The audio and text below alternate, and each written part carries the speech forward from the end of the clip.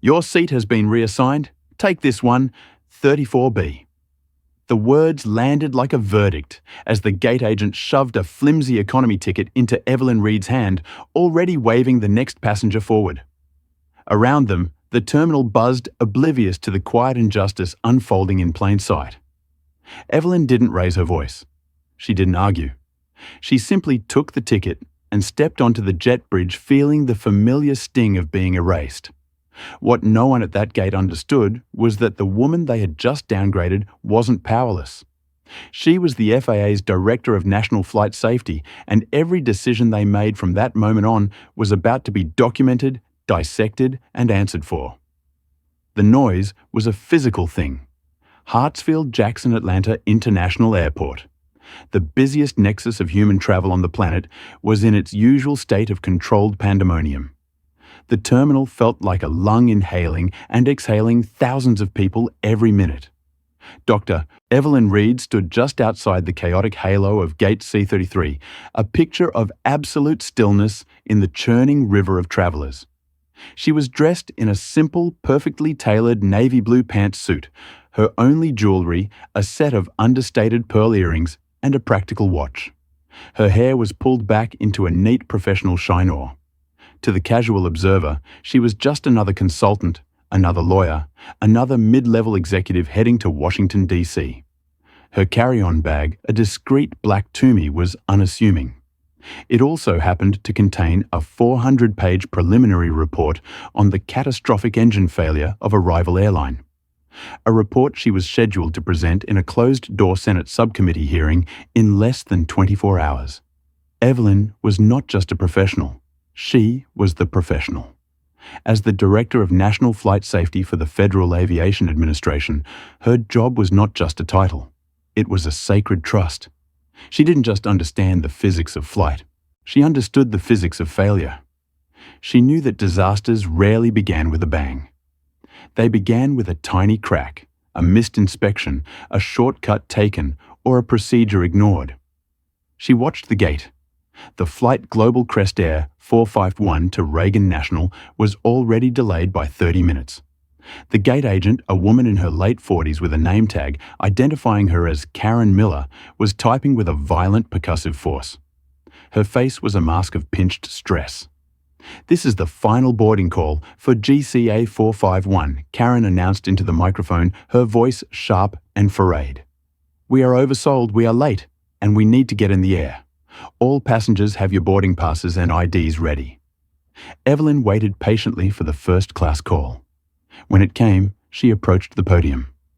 She handed Karen her passport and her boarding pass. "Seat 1A. Karen scanned it. A loud, obnoxious beep echoed from the terminal. Karen scowled at the screen, then at Evelyn. "Mom, I'm sorry, but this seat has been flagged." Evelyn kept her voice level. "Flagged? I confirmed this ticket 8 weeks ago. Is there an equipment change?" "No," Karen said dismissively, already looking past her. "It's a seat conflict, a duplication. The system has reassigned you." "Reassigned me?" Where Evelyn asked her internal sensor for procedure ignored beginning to flash. "I have a seat for you in 34B, Karen said, not even looking up. She was already printing a new, flimsy receipt-like ticket. Evelyn did not move. "Ms. Miller, I am a first-class booked passenger. 34B is a middle seat in economy. That is not an acceptable solution. Please check your manifest again." Mom Karen said, her voice rising in octaves. "I have a full flight and a line of people. We don't have time for this. The seat is taken. You can either take 34B or you can be rebooked on the next flight, which isn't until 8:00 p.m. Missing the flight was not an option. The hearing was at 9 a.m. The lives lost in the recent crash depended on her testimony. Who, Evelyn asked, her voice dropping to a calm, precise chill.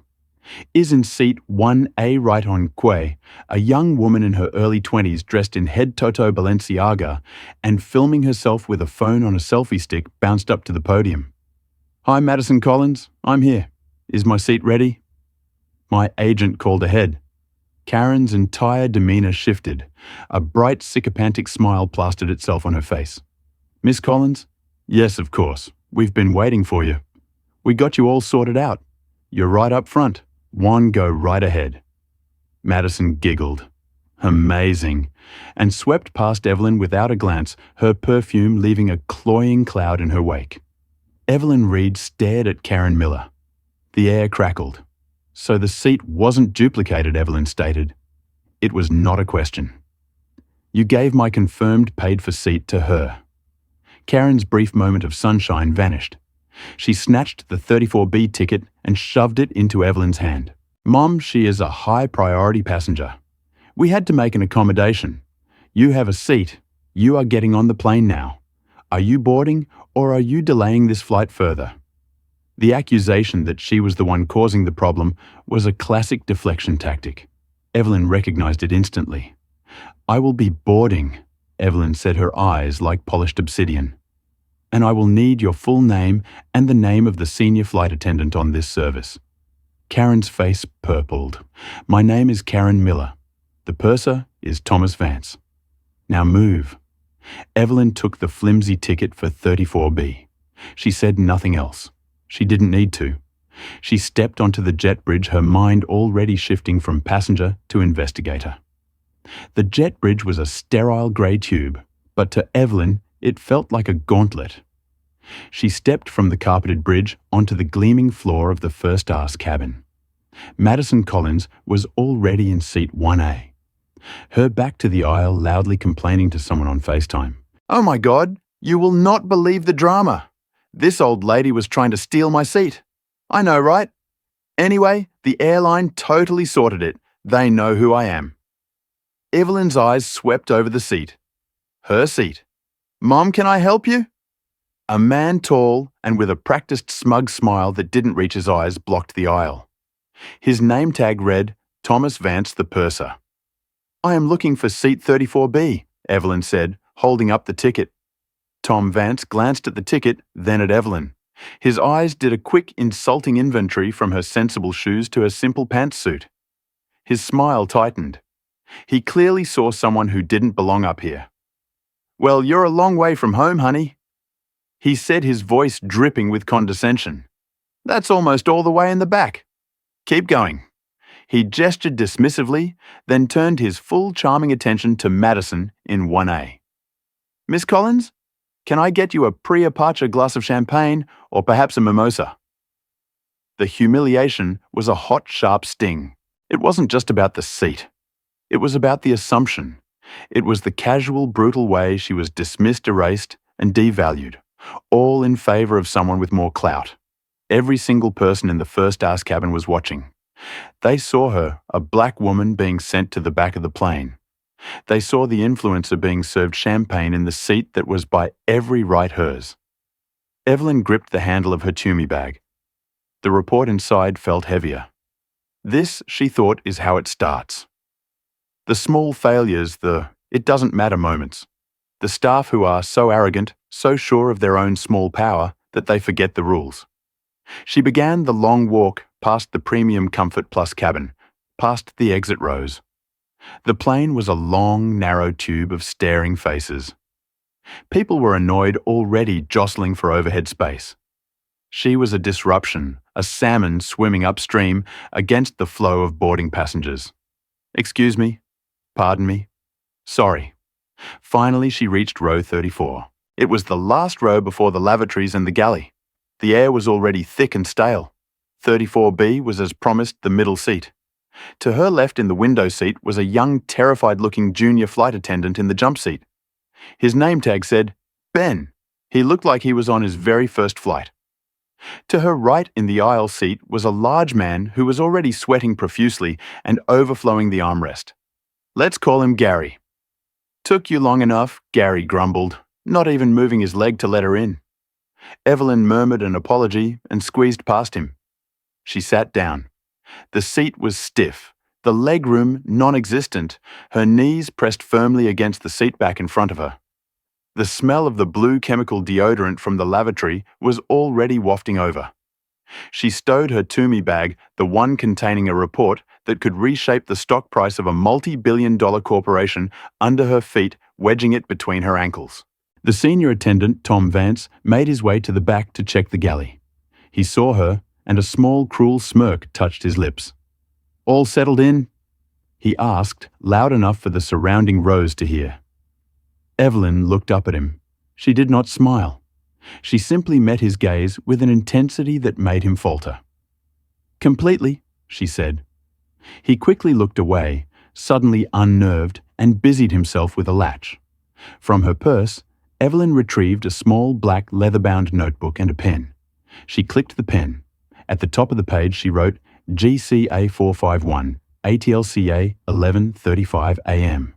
Below it she began her list. 1 involuntary downgrade confirmed first 1A to economy 34B. 2 violation of GCA contract of carriage section 4A priority boarding and seating. 3 seat 1A gifted to non-revenue or influencer passenger M. Collins by gate agent K. Miller. 4 unprofessional conduct. Purser T. Vance use of honey public mockery. 5 unprofessional conduct. Agent K. Miller false statement seat duplication. She paused, then added a 6th item. 6. Potential systemic issue of passenger profiling at ATL Hub. She was no longer Dr. Evelyn Reed, the mistreated passenger. She was Director Reed, the federal investigator, and class had just begun. The plane door closed with a hydraulic sigh. The safety demonstration began. Evelyn watched with a critical eye. Tom Vance, the purser, was at the front, his motions lazy and sarcastic as he pantomimed with the seatbelt. The junior attendant, Ben, was in the jump seat opposite Evelyn. He was rigid with nerves, his eyes wide, his hands visibly shaking as he held his demonstration kit. Tom got on the PA. "Ladies and gentlemen, welcome aboard Global Crest Flight 451 with service to Washington. Flight time is 1 hour and 42 minutes. For the 1 millionth time, your seatbelt." He was ad-libbing, his tone bored and borderline insulting. Evelyn wrote in her notebook, "Perseverance mocking safety demo. Creates an atmosphere of non-compliance. Junior FA Ben appears untrained or poorly supervised." The plane rumbled to life and began its long taxi. The man beside her, Gary, was already texting furiously. "This airline is a joke," he typed to someone. "They crammed me in the back. Smells like a toilet." Evelyn, meanwhile, was focused. Her hearing in DC was about a different airline's maintenance records. A company called Aerojet Dynamics had pencil-whipped their engine blade inspections for 6 months. The result was an uncontained engine failure over Ohio that had nearly brought down a 737. Evelyn's team had built the case, and she was going to DC to deliver the final damning evidence. Her mistreatment on this flight in this context was more than an insult. It was a symptom of the very disease she was fighting. A rot in airline culture. A culture of arrogance, of cutting corners, of putting priorities, like influences ahead of rules, procedure, and safety. The plane took off, climbing steeply out of Atlanta. As soon as they passed 10,000 FT, Tom Vance's voice came on again. "Folks, beverage service will begin shortly in first class. We might make it back to the rest of you if you're nice." A few people laughed nervously. Evelyn just wrote, "Service standards discriminatory. Clear AB class divide communicated by purser." Gary, the aisle seat passenger, huffed. "Can you believe this guy?" he whispered to Evelyn. "I fly this route every week. It gets worse every time. They treat you like cattle." Evelyn simply nodded, giving him a non-committal. It's a full flight. She couldn't engage. She was an observer. She was documenting. The beverage cart finally made it to their row. 45 minutes into the flight. It was pushed by Ben, the nervous attendant. Tom followed behind, supervising like a hawk. "What do you want?" Ben asked, his voice cracking. "Just a water, please." "No ice," Evelyn said kindly. As Ben fumbled with the bottle, Tom stepped in. "We're out of bottled water. You can have tap," he snapped. "That's fine," Evelyn said. Tom poured a cup of lukewarm water from a pitcher and thrust it at her. As he did, his eyes fell on her open notebook. He saw the neat, precise lines of text. "What are you, a critic?" he sneered. "Writing a bad review on your little blog." "I'm just taking notes for a meeting," Evelyn replied, her voice flat. "Yeah, well," Tom said, leaning in, his voice dropping to a conspiratorial whisper. "Here's a note. People who make a fuss at the gate, they end up right where they belong. Enjoy the view of the lavatory. He winked, then pushed the cart forward. Come on, Ben. We don't have all day. Evelyn watched him go. She added another line to her book. 7. Direct retaliatory intimidation by Purser T. Vance at 12:41 p.m. She then pulled out her personal cell phone. She saw she had 1 bar of GoGo in-flight Wi-Fi. It was slow, but it was enough. She opened her email. She did not email her own FAA address. That would be an abuse of power. Instead, she opened a personal email and drafted a new message to customer relations globalcare.com, BCCNS and globalcare.com. Subject formal complaint passenger E. Reed, GCA 451 ATL DCA 1104-225. She knew Nathan Singh, the VP of Corporate Compliance from a safety summit 2 years prior. She was betting he still had the same email. The body of the email was brief, neutral, and utterly devastating. It was a clinical summary of her notes 1 through 7. She listed names, times, and direct quotes. She mentioned her first-class ticket number and the 34B seat she was currently in. She ended it with a simple line. As a frequent traveller and a professional in the aviation industry, I find this level of service and non-compliance with your own contract of carriage to be deeply concerning. I expect a formal investigation into the conduct of Agent Miller and Perseverance. She did not use her title. She did not mention the FAA. She didn't have to. The BCC to the Vice President was a missile, and she had just pressed the launch button. She hit send. The small swoosh sound was barely audible. She put her phone away and sipped her tap water. An hour into the flight, they hit the Appalachian jet ream. The fastened seatbelt sign chimed on, and the plane gave a sudden violent lurch. A few passengers screamed. Gary beside her grabbed the armrest, his knuckles white. "Oh God, oh God, we're going down," he panted. Evelyn, the woman who had studied the black boxes of a dozen such incidents, didn't even flinch. She placed her cup in the seat back pocket and looked out the window, assessing the wing flex. It was standard moderate to heavy chop. Uncomfortable, but not dangerous. The plane dropped again, a stomach-lurching fall that sent an unsecured galley cart crashing into the back wall. Ben, the junior attendant who had just returned to his jump seat, was pale. His eyes shut tight. He was chanting something under his breath. This Evelyn knew was a problem. A panicking flight attendant was a safety hazard. They were trained to be the calm in the storm to direct an evacuation if needed. Tom Vance's voice came over the PA, strained and angry. "Folks, it's just some bumps. Stay in your seats. Flight attendants secure the cabin." But Tom was at the front. Ben was frozen in the back. Evelyn leaned across the tiny gap. "Ben," she said, her voice cutting through his panic. He opened his eyes wide with fear.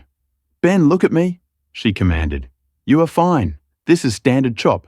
The pilots are fighting the stream. What you need to do right now is unbuckle, secure that aft galley cart, and then check on the passengers in the last 2 rows. They need to see you." I'm supposed to stay seated," he stammered. "The captain ordered you to secure the cabin. That cart is a projectile hazard. Secure it, then check your passengers. You're a safety professional, Ben. Act like it." Her authority was absolute. It was the voice of command. Ben's training kicked in. He unbuckled, stumbled to the galley, slammed the cart's brake, and latched it. Then he turned to the passengers. "It's just some turbulence, folks. We're perfectly safe. The captain has us." Evelyn nodded once satisfied and returned to her notebook. 8. Unsecured aft galley cart. 1:15 p.m. Potential injury hazard. Nina Jr. F.A. Ben froze during turbulence. Required passenger self-intervention to perform safety duties. 10. Purser Vans remained in F-class, failed to supervise or assist junior crew in aft cabin during significant event. The turbulence subsided after 10 minutes. The rest of the cabin was quiet, unnerved. Tom Vance finally emerged from the front curtain and stalked to the back. He saw Ben, who was now calmly collecting service items. He saw Evelyn writing in her book. "What happened back here?" Tom demanded. "The cart came loose, sir. I secured it," Ben said. "And you?" Tom said, glaring at Evelyn. "I saw you. You're not to command my crew. You understand me? You're a passenger. You sit down, you shut up. One more word out of you, and I'll have airport police meet you at the gate for interfering with a flight crew." This was the ultimate threat. A pilot's or purser's word was law in the air. An interference charge was a federal offence. It was a grotesque abuse of power. Gary, the man on the aisle, had heard it all. "Hey, man," he said. She was just helping. The kid was scared. "Mind your own business." Tom snapped his face dark red. "This is my cabin." Evelyn slowly closed her notebook. She looked Tom Vance directly in the eye. Her voice was ice. "Mr. Vance, your threat is noted," she said. "You are currently in violation of multiple FAA regulations, including crew management and passenger intimidation. I strongly suggest you return to your station." Tom was stunned into silence. Nobody talked to him like that. He didn't know what to make of her. Who was this woman in 34B? He opened his mouth, then closed it. Something in her eyes, a cold, hard certainty, stopped him. He spun on his heel and marched back to the first-class cabin. Evelyn opened her notebook one last time. 11. Perker T. Advance threatened passenger self with arrest for interference after I prompted Junior FA to secure a safety hazard. 1:29 p.m. The plane began its initial descent into Washington, D.C. In the cockpit of GCA 451, Captain David Harrison and his first officer were guiding the jet through the crowded airspace of the Capitol. Harrison was a 30-year veteran, a pilot's pilot who valued procedure above all else. An electronic chime sounded. A message was printing on the ACARS, the system that let the airline's ground operations communicate with the plane. Mid-flight AAR's messages were usually about weather or new flight paths. The first officer tore off the printout. He read it and his blood ran cold. "Oh, hell," he breathed. "What is it?" Harrison asked, his eyes on the instruments. "Captain, you need to read this. It's from Nathan Singh at corporate." Captain Harrison took the paper. "CPT Harrison urgent PAX manifest check. Passenger Dr. Evelyn Reed. Seat 34B or Rig 1A. Confirm passenger is aboard. She is FAA Director of National Flight Safety. She was involuntarily downgraded by ATL gate staff. CEO Jameson is aware and en route to DCA. Make immediate contact, offer full apologies, escort her off flight, secure crew involved. This is a code red incident. N. Singh VP Compliance." Captain Harrison read the message once. He read it a second time. He felt a cold dread settle in his stomach. The FAA, the Director of Safety. She was the highest-ranking safety official in the country. She was the one who could ground his airline. She was the one who wrote the rules he lived by. And she was currently crammed into a middle seat next to the lavatory. "Get on the horn," Harrison commanded, his voice to her. "Get Thomas Vance up here right now." The first officer called the aft galley. "Ben, send the purser to the flight deck immediately." A minute later, there was a knock. Tom Vance entered the cockpit, an annoyed look on his face. "What's up, Captain? We're on approach." Captain Harrison didn't turn around. "Mr. Vance, who is in seat 1A, Tom was taken aback. And Miss Collins, why and who was supposed to be in 1A? Tom's face tightened. There was a mix-up at the gate. Some woman, Karen Miller, sorted it. Harrison ripped the ACARS paper from its clip and shoved it at him. "The woman you and Miller sorted is Dr. Evelyn Reed. She's the director of the FAA. Tom Vance's face went from ruddy to a color of bleached bone. He literally staggered back, his hand grabbing the jump seat for support. I didn't know," he whispered. The smugness, the arrogance, all of it evaporated, leaving behind a raw primal terror. She didn't say anything. She didn't have to. Harrison roared, finally turning to face him. "Your job is to follow procedure, not to play favorites, not to bully passengers. Do you have any idea what you've done? You didn't just insult a passenger, you threatened a federal director. You've endangered this entire company. I threatened." Tom was hyperventilating. He remembered his words. "I'll have you arrested for interference." He was going to be sick. Get out. Harrison said, his voice lethal. What, Captain? Get out of my cockpit. Go to the aft galley. Do not speak to Dr. Reed. Do not look at her. Ben will handle the door. You are relieved of duty, effective immediately. I'll deal with you on the ground. Tom, speechless and shaking, stumbled out of the cockpit. Harrison took a deep breath. He had to fix this. He had to go back there and face the most powerful regulator in his industry. He unbuckled his harness. Take the controls, he said to his first officer. I'm going to try and save our airline. Captain Harrison emerged from the cockpit and began his own walk of shame.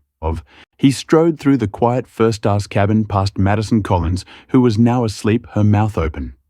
He pushed through the curtain and walked down the long aisle of the main cabin. The fastened seatbelt sign was on. Every passenger was watching him. A captain emerging from the cockpit mid-descent was highly unusual. He arrived at row 34. Gary, the aisle passenger, looked up and his eyes widened. Evelyn Reed was looking out the window, her notebook closed on her lap. Dr. Reed? Captain Harrison asked. His voice was deep, respectful, and tight with anxiety. Evelyn turned her head. She looked at his name tag, then his face. Captain Harrison. He gripped the top of the seatbacks. Dr. Reed, on behalf of Global Crestair, and from myself personally, I cannot begin to express our apologies. I have only just been made aware of the situation with your seating. Gary's jaw was on the floor. He was looking back and forth between the captain and this quiet woman. The situation, Evelyn repeated, it wasn't a question. Your treatment by our staff was inexcusable, Harrison said, speaking quickly. It is not our standard. It is a complete failure of our procedures. We have your seat 1A open and waiting for you. Please let me escort you to the front for the remainder of the flight. The entire back of the plane was listening. This was high drama. The woman they all saw berated by the flight attendant was now being personally begged by the captain to move to first class. Evelyn Reed looked at the captain. She looked at the cramped, smelly seat she was in. She looked at the nervous face of Ben, the junior attendant, who was watching from the jump seat. Then she gave her answer. No, thank you, Captain. Harrison was floored. Mom, I'm quite fine here. Evelyn said, her voice calm and clear.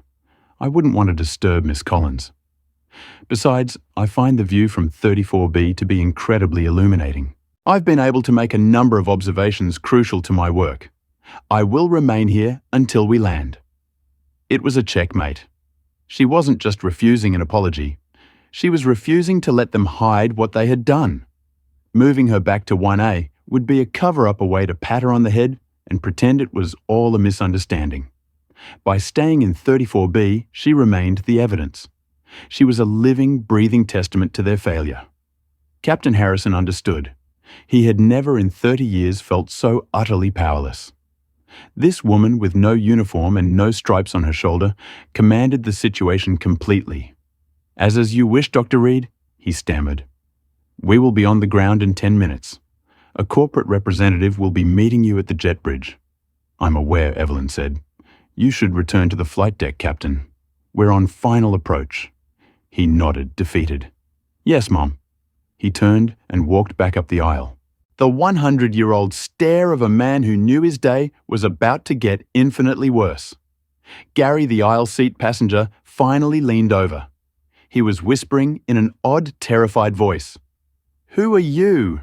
Evelyn Reed finally allowed herself a small, grim smile. I'm just a passenger, sir, trying to get to a meeting. The plane touched down at Reagan National with a smooth landing that relied the panic in the cabin. As they taxied to the gate, the captain's voice came over the PA, but it had a new steely edge. Ladies and gentlemen, welcome to Washington. We ask that all passengers please remain in your seats. All passengers, we will be deplaning in a slightly different order today. The plane docked, the engines spooled down. Then the announcement came. Will Dr. Evelyn Reed in seat 34B please identify herself to the crew? Evelyn unbuckled. Ben, the junior attendant, rushed over. Mom, they're waiting for you. Thank you, Ben, she said kindly. She gathered her Toomey bag and her purse. Mom, Ben whispered. what you did helping me. And I'm so sorry about Mr. Vance. You did fine in the end, Ben. Evelyn said, remember your training. Trust your training. She stepped into the aisle and she began her second walk. This walk was different. Every eye in the plane was on her. They had seen the captain. They had heard the announcement. The whispers followed her up the aisle. That's her. Who is she? What did she do? She walked past the premium cabin. She walked through the first-class cabin. Madison Collins was awake annoyed. Why aren't we moving? I have a car waiting. Thomas Vance was standing in the galley, his back to her. He was rigid, staring at a coffee pot as if it held the secrets to the universe. He was physically unable to turn and look at her as she passed. He was in that moment a broken man. Evelyn stepped off the plane into the jet bridge. It was not empty. Waiting for her were 3 men in dark suits. The one in front was Nathan Singh, the VP of Compliance. He looked like he hadn't slept in a week. "Dr. Reed," he said, rushing forward. "I'm Nathan Singh. I can't." Mr. Singh, Evelyn, cut him off her voice, all business. "We can discuss this off the bridge." Behind him, 2 other figures were flanked by airport security. It was Karen Miller, the gate agent. They had flown her to DC on the very next flight. She saw Evelyn. She saw the VP. She saw the security. And she knew why it was a seat duplication. Karen stammered, her eyes wide with panic. The system, Miss Miller Evelyn said, was just fine. You made a choice. At that exact moment, Thomas Vance stepped off the plane holding his luggage. He had been ordered off by the captain. He saw the scene, he saw Karen, and he did what all cowards do. "She did it," Tom shouted, pointing at Karen. "She told me the seat was changed. She gave the new ticket to the influencer. I was just following her manifest." You liar," Karen shrieked. "You told me to make the influencer happy and handle the other one. You called her honey. I heard you." "Enough," Nathan Singh roared. His professional mask was gone, replaced by pure, desperate fury. "Both of you, you are suspended. Effective immediately. Your badges now." A security officer stepped forward to take their IDs. Karen Miller burst into tears. Tom Vance looked like he was going to faint. Evelyn Reed simply watched the small, pathetic disaster she had unleashed, not with malice, but with a cold sense of justice. This was the consequence. She turned to Nathan Singh. "Mr. Singh, this was not a customer service failure. This was a procedural and cultural failure. Your purser threatened a passenger. Your gate agent falsified a report to downgrade a confirmed ticket. Your crew was unprepared for a standard turbulence event. You don't have a personnel problem, Mr. Singh. You have a systemic one. Doctor, I assure you we are." Evelyn held up a hand. "My full report, including my observations from 34B, will be on your CEO's desk by 5:00 p.m. and it will be attached to the formal FAA inquiry I am opening into Global Crest's ATL hub operations staff training and compliance protocols." Nathan's face went white. An FAA inquiry. It was the nuclear option. It meant millions in fines, grounded planes, and a PR nightmare. "Now, if you'll excuse me," Evelyn said, adjusting the strap of her Tumi bag. "I have a hearing on Capitol Hill."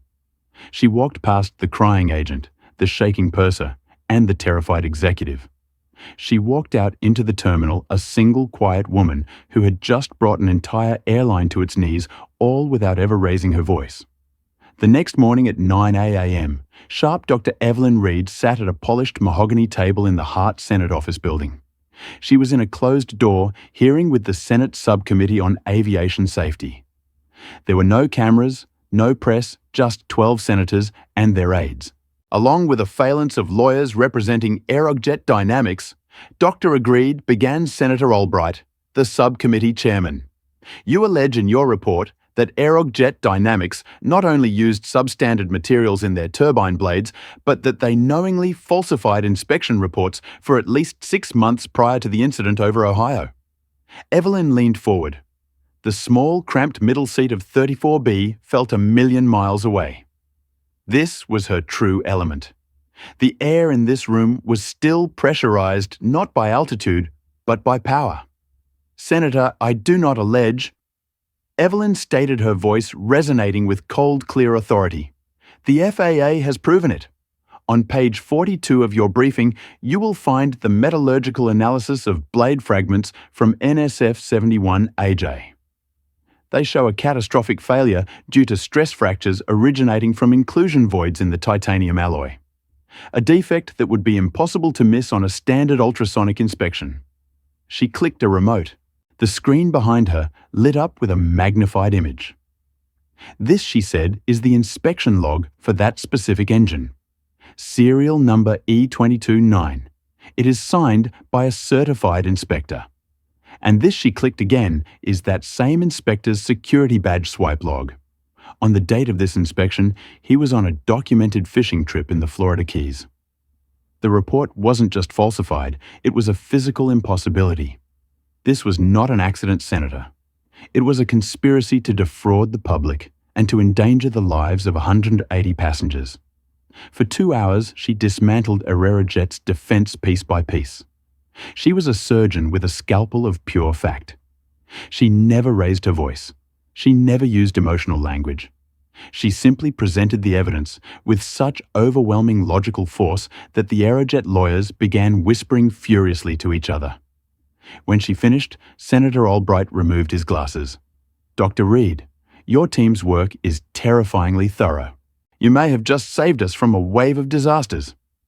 As she packed her briefcase, an aide handed Evelyn her phone. It was buzzing. A single text from her own chief of staff. "GCA CEO just landed at Reagan on a private jet. He's trying to get a meeting." "Any meeting," Evelyn texted back. "Tell Mr. Jameson I am in a Senate hearing. All further communication should go through the FAA's legal counsel, and my formal report on GCA 451 is now live in the system." She walked out of the hearing room, a victor in one battle, while the shockwaves of another were just beginning to be felt across town. Meanwhile, in the Washington, D.C. headquarters of Global Crest Air, an emergency meeting was underway. The mood was not just panic. It was sheer, undiluted terror. James Jameson, the airline's brash, silver-haired CEO, slammed his fist on the boardroom table. How he roared. "How in the name of God did we let this happen?" On the 8-inch screen at the end of the room was Evelyn's 11-point report emailed just an hour before. It was no longer a customer complaint, it was an indictment. Nathan Singh, the VP of Compliance, looked ashen. "James, it's worse than the report. The FAA inquiry is official. They're not just reviewing the flight. They're dispatching a full-scale audit team to Atlanta, to our central training facility in Houston, to our maintenance hub in Dallas." An audit whispered the CFO. "A full audit. Do you know what that will cost us? The fines alone." "Forget the fines," Jameson yelled. "We could be looking at a partial grounding." She has a list, people. A list of safety violations, unsecured galley cart, crew non-responsive to turbulence events, Perker failure to supervise junior crew. This isn't a customer service problem. This is a safety problem. This is her world. "There's more," the head of PR said, his voice trembling as he stared at his laptop. "The influencer Madison Collins." "What about her?" Nathan snapped. "She posted about it last night from the hotel."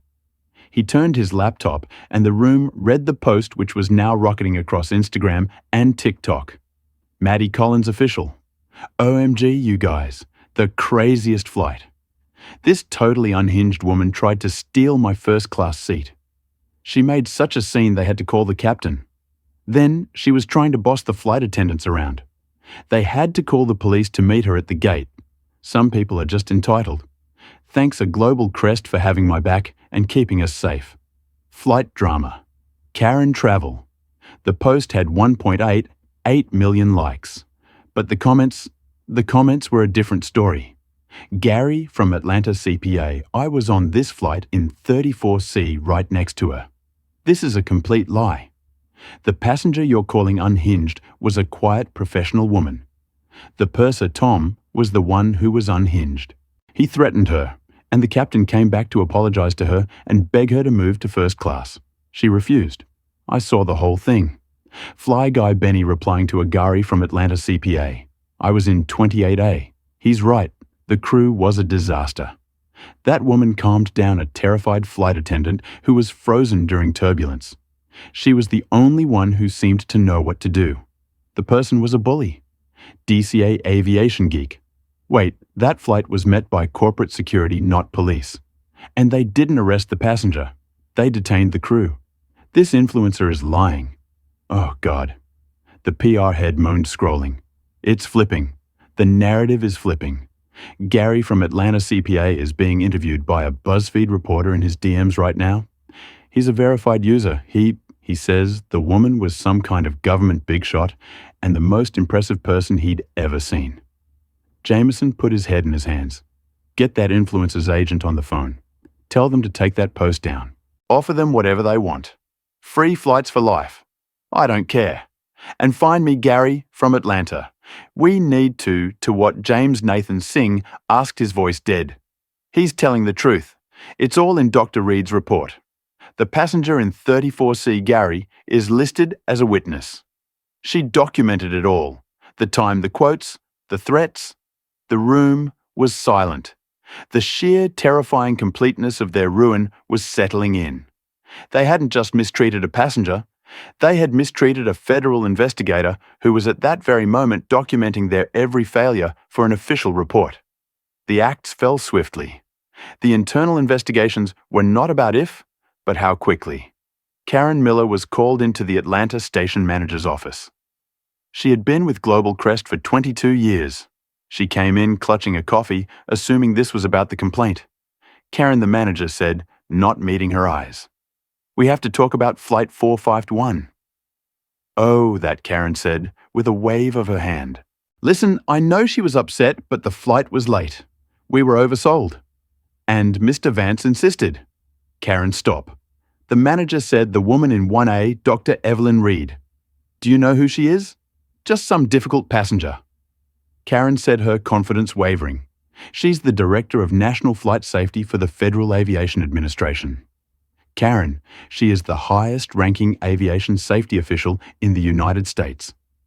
Karen Miller's hand, the one holding the coffee, began to shake. The cup rattled in its saucer. She didn't say she shouldn't have to. The manager roared, his frustration finally breaking. Your job is to honor the ticket. You lied to her. You called it a duplication. We checked the logs. You manually overrode the system to give her seat to the influencer. You violated company policy FAA regulations and our contract of carriage, all to impress some girl with a cell phone. Karen was crying now, hot tears of panic. I have 22 years in, and it ends today. The manager said, sliding a box of tissues and a termination letter across the desk. Your employment is terminated effective immediately. Your flight benefits are revoked. You are permanently ineligible for rehire with this airline or any of our Sky Partner affiliates. Please hand over your badge. Her career, 2 decades of her life, was erased. Not with a bang, but with the click of a manager's pen. All because she'd made a bad judgment call. For Thomas Vance, the meeting was far more grave. It wasn't in a station manager's office. It was in a sterile, windowless room at the DC headquarters with Nathan Singh, the head of legal, and a union representative. I didn't know who she was, Tom blurted out before anyone could speak. It was a mistake. She was interfering with Ben. She, Mr. Vance, the lawyer said, holding up a hand. Let's be very clear about what is happening. Your conduct on GCA 451 was not a mistake. It was a cascade of catastrophic failures. You mocked a federal safety demonstration. You failed to secure your cabin. You abandoned your junior crew member in the aft cabin during a significant turbulence event. I was in the forward galley. You were, and I quote from Dr. Reed's report, refreshing the mimosa of the passenger in 1A. But all of that pales in comparison to your final act. At 1:29 p.m., you threatened a passenger with federal arrest for interfering with a flight crew. The passenger you threatened was Dr. Evelyn Reed. The lawyer leaned forward. Tom, she is the federal government. She was in that moment an acting federal officer observing multiple safety violations. Your threat wasn't just a breach of company policy. It's being reviewed by the Department of Justice as a potential felony under 18 U.S. Code paragraph 111, assaulting, resisting, or impeding certain officers or employees. You didn't just threaten a passenger, you threatened a federal director. Tom's entire body went numb. A felony criminal. That's for the DOJ to decide. But as for us, the lawyer said, Global Crest is of course terminating your employment, but that's the least of it. We've received a formal notice from the FAA. They are revoking your flight attendant certification permanently. You will never work on a commercial aircraft again for any airline anywhere in the world. Tom Vance looked at his hands, the hands that had arrogantly served champagne. He was 42 years old. His life as he knew it was over.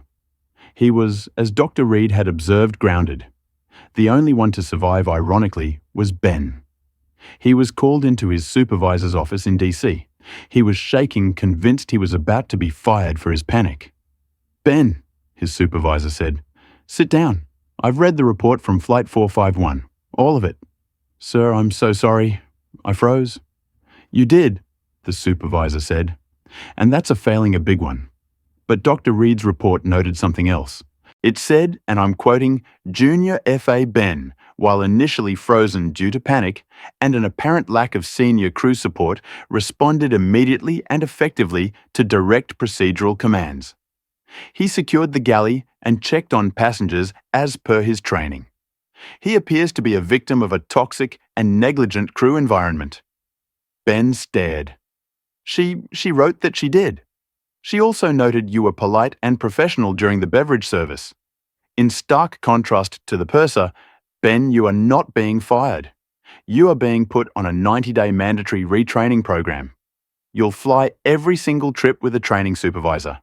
You will practice drills until you can do them in your sleep. Dr. Reed, the FAA believes in procedure and she believes people can follow it. You're getting a second chance. Do not for 1 second waste it.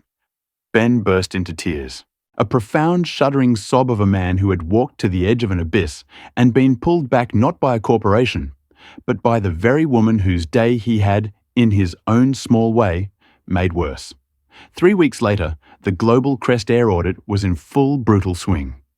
The FAA auditors, led by Dr. Reed's most ruthless deputy, were tearing the Atlanta hub apart.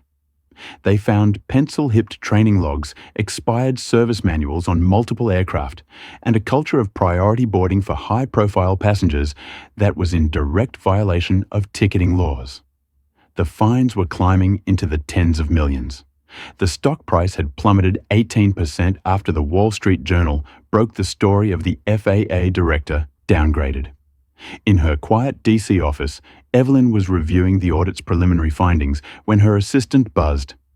Director Captain David Harrison from Global Crest is here to see you. He doesn't have an appointment, but he's begging. Evelyn paused. Send him in. Captain Harrison entered, his hat in his hands. He looked 10 years older. Dr. Reed, he said, standing stiffly, I'm not here as an employee. They don't know I'm here. I'm here as a pilot. Go on, Captain.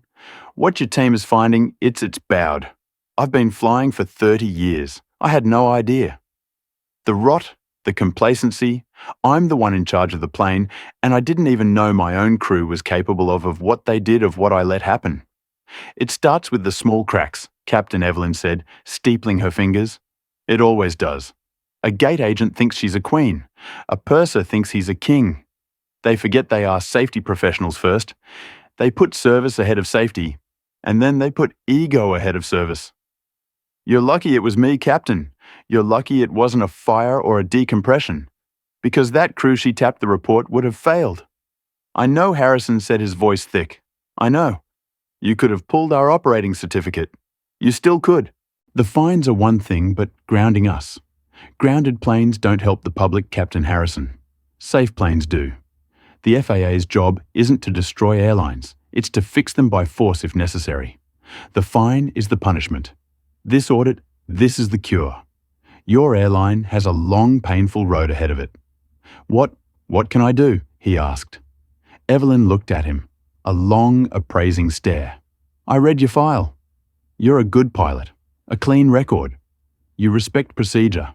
Go back and fix your house. Root out the toms and the cars. Promote the Ben. Be the captain of your company, not just your cockpit. That's what you can do." He stood straighter, a spark of the command he'd lost returning to his eyes. "Yes, Mom. Thank you, Doctor." He turned to leave. "Oh, and Captain," he turned back. "Tell Mr. Bargari from Atlanta CPA that I appreciate his accurate, objective report. It's rare to find such a good witness." A small, genuine smile touched Harrison's lips. "He's become a bit of a folk hero in the frequent flyer forums. He's your biggest fan." "Good," Evelyn said. "The public needs to remember that they are not just passengers. They are participants in a contract. They have a right to safety." After Harrison left, Evelyn Reed turned back to her work. The GCA binder was thick, but it was just one of many on her desk. She picked up her phone and dialed her assistant. "Yes, Joyce. I need to book my travel for the Seattle Avionics Summit next week." "Of course, Director. Which airline do you prefer?" Evelyn looked out the window toward Reagan National Airport. A plane painted with the Global Crest logo was just taking off, climbing steeply into the sky. "Book me on Global Crest," she said. "An aisle seat in economy. Let's see if they're learning their lesson." This story is a powerful reminder that respect is not optional, and authority doesn't always wear a flashy uniform. Dr. Evelyn Reed knew her power wasn't in her title, but in her principles. The crew of Global Crest Air forgot the cardinal rule of their industry. Every passenger, every procedure, and every detail matters.